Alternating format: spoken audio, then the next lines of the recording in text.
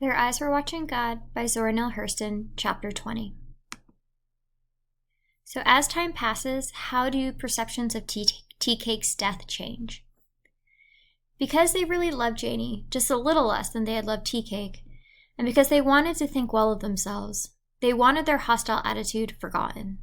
So they blamed it all on Miss Turner's brother and ran him off the muck again.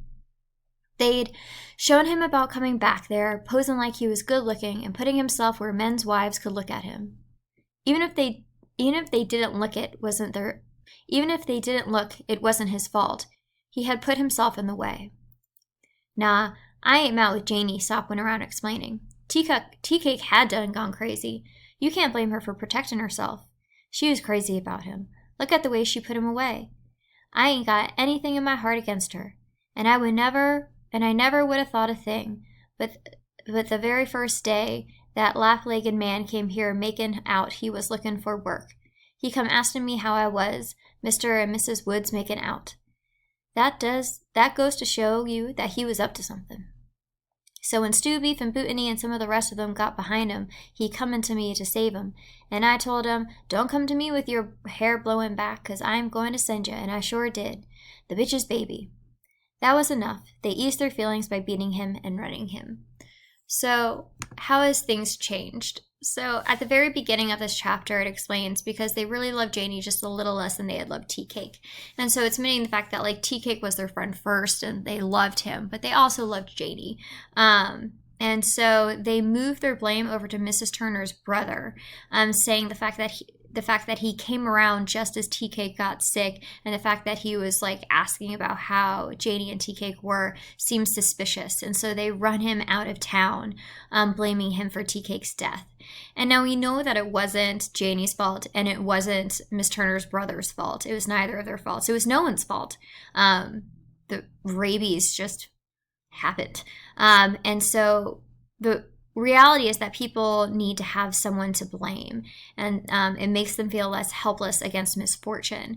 So the fact that Janie and Teacake were in the hurricane and got caught up in the wind, and then Janie fell in the water, those things did result from like their choices, but they didn't intentionally end up with Teacake having rabies, and they didn't intentionally end up with Janie having to shoot Teacake. It's the idea that things that were out of their control and that they couldn't foresee led them to that misfortune.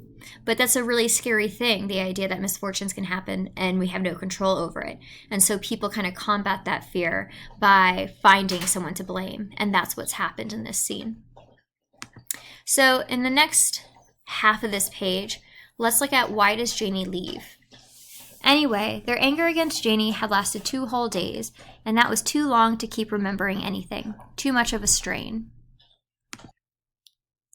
They had begged Janie to stay on with them, and she had stayed a few weeks to keep them from feeling bad. But the muck made Teacake, and Teacake wasn't there. So it was just a great expanse of black mud. She had given away everything in their little house, except a package of garden seeds that Teacake had bought to plant.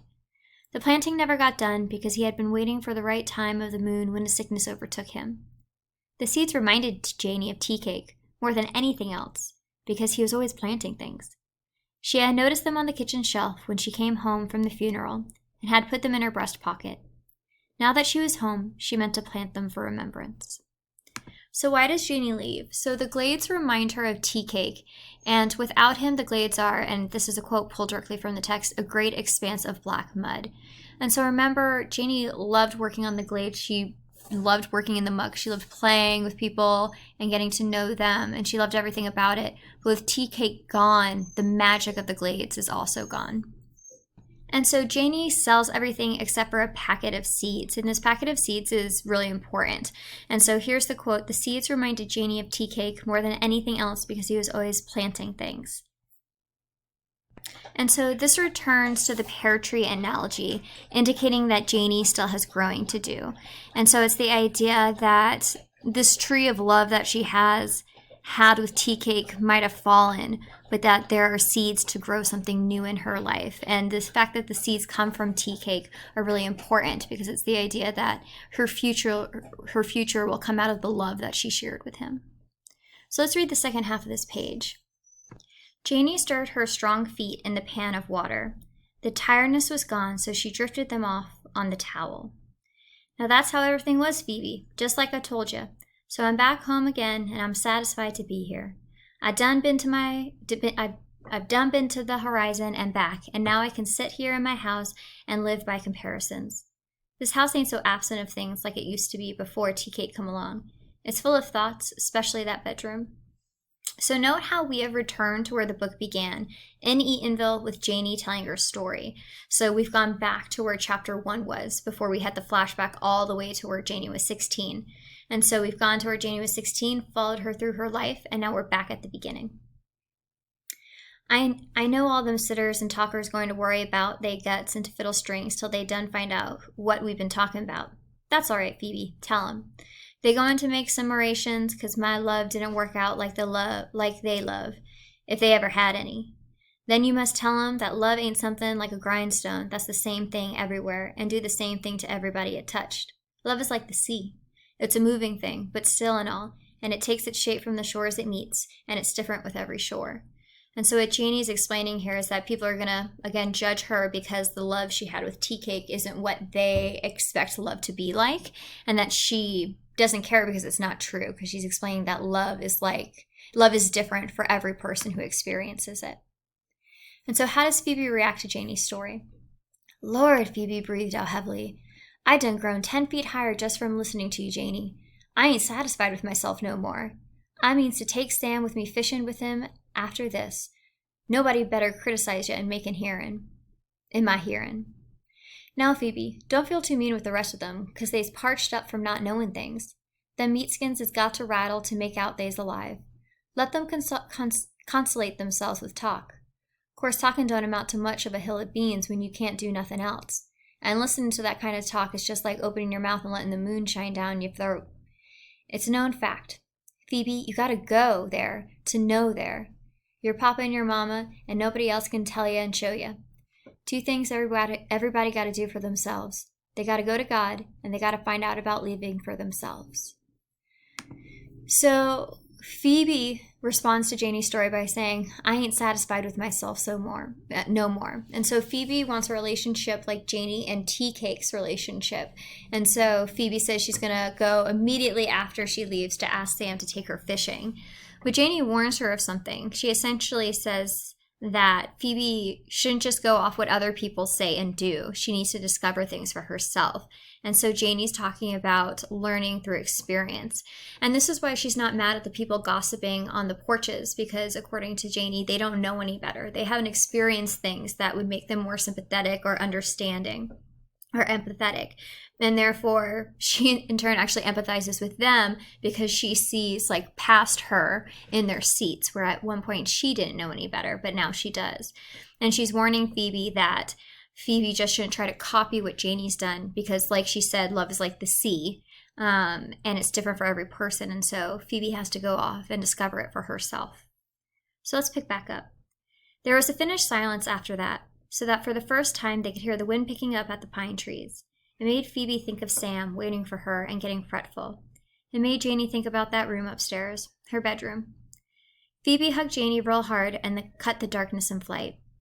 Soon everything around downstairs was shut and fastened. Janie mounted the stairs with her lamp.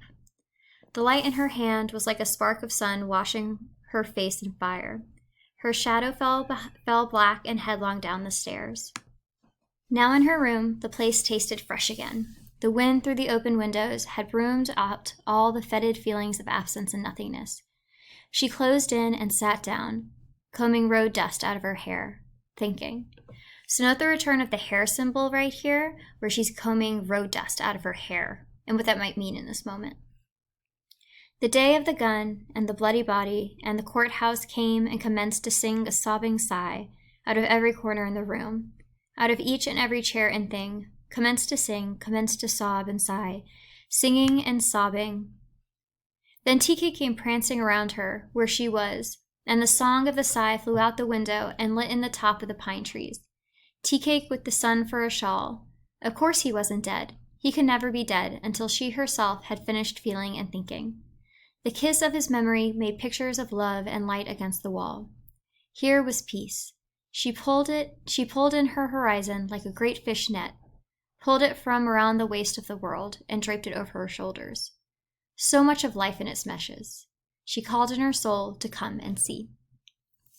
So Janie is sitting in her room, and she's incredibly sad, thinking about the things that have happened. And then she sees Teacake dancing around her as she's in her room. And then she realizes, and this is a direct quote, he could never be dead until she herself had finished feeling and thinking. And so what this is pointing out is that people live on in our memories, especially the people that we love. And Janie realizes even though Teacake is gone, that he'll never actually be gone for her, because he will live on in her memories and the things that she's learned and in the life that she chooses to live from this point forward. And so note how it returns to the opening analogy about the horizons from the very opening lines of the book. And so we have, here was peace. And so Janie has reached a moment where she's not being mocked to death by time, where she's not staring out over a horizon. She's happy and at peace with where her life is. And she explains, let's just say, the world was draped over her shoulder. And so she feels as though she no longer has to chase anything or wander, but that the world is something, her world is something that she can control. And so much of life in its meshes, she called in her soul to come and see. And so essentially what that's saying is that she sees so much opportunity now, and that she's excited to look at the things that she has done and the things that she'll be able to do because of it. And so ultimately, the ending message is that Janie's life does not end here. She has achieved the love that she's always been searching for from the moment that she looked up in the pear tree. And the fact that she's achieved this love, even though Teacake has died, it still gives her strength to continue forward. And so this book ends with a really strong message about kind of internal strength and individual strength, and the idea that we can love people and love them truly and thoroughly. And if we lose them, that love doesn't go away and can actually make us stronger to continue forward in our lives. And so it has a very hopeful ending and a very positive message, even though it's a sad end to the book. And so I hope you guys have enjoyed reading Their Eyes Were Watching God with me. I hope that you've gotten a lot out of the different symbols, the tree symbol, the water symbol, the hair symbol, and that you've found some interesting discoveries in the messages that Zora Neale Hurston has created for us. All right, well, I will see you in class, and we will talk about how the story has ended. I'll see you there. Bye.